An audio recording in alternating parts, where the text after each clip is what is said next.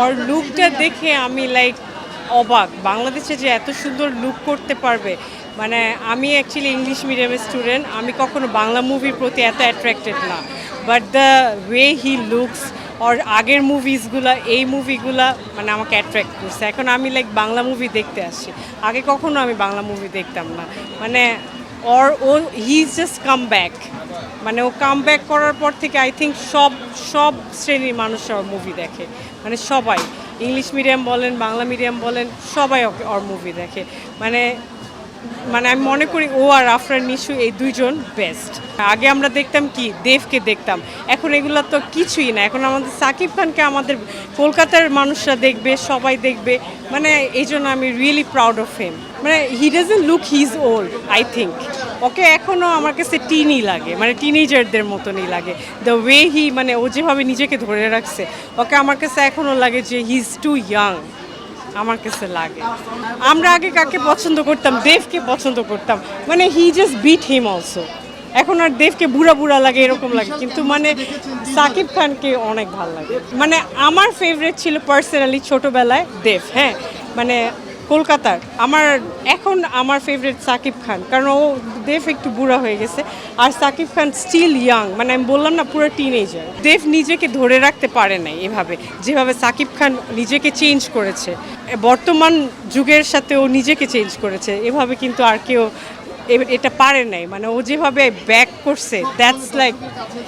আমি আরেকটা জিনিস রিকোয়েস্ট করব, রায়হান রাফি যাতে সাকিব খানকে আরও নেয়। রায়হান রাফির স্টোরিজ আমার অনেক ভাল লাগে, সো আমি এটা রিকোয়েস্ট করব রায়হান রাফি যাতে সাকিব খানকে ওর মুভিতে আরও নেয়, কারণ ওর স্টোরিজ অনেক ভাল লাগে আমার কাছে। হ্যাঁ, ও দিনে দিনে অফকোর্স ইয়াং হচ্ছে, এবং ও দিনে দিনে ওর লুক চেঞ্জ হচ্ছে। ওর এক একটা মুভির সাথে এক একটা লুক পুরো ডিফারেন্ট।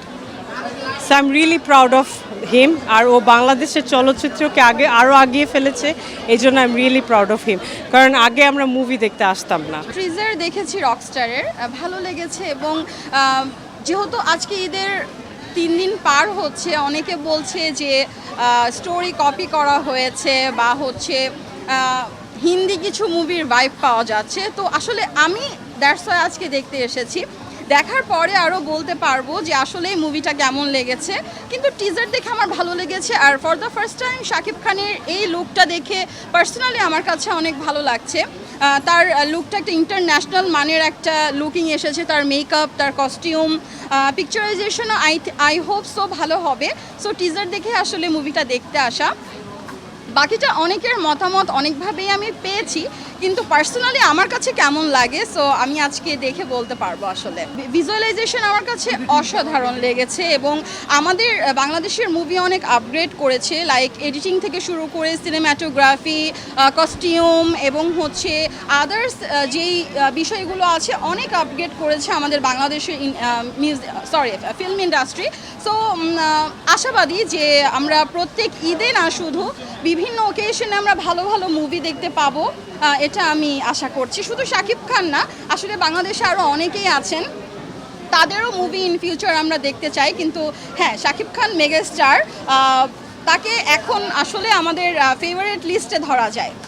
অবশ্যই ভালো লাগবে, নিজের দেশকে রিপ্রেজেন্ট করছে অন্য লুকে, অন্য গেটআপে, সো অবশ্যই ভালো লাগছে। শাকিব খানকে দেখতে পেরে আমার আরও বেশি ভালো লাগবে। আর মুভিটা যেহেতু আমি এখনও দেখিনি, ঢুকবো দেখার জন্য, সো দেখার পরে পুরো রিভিউটা দিতে পারবো।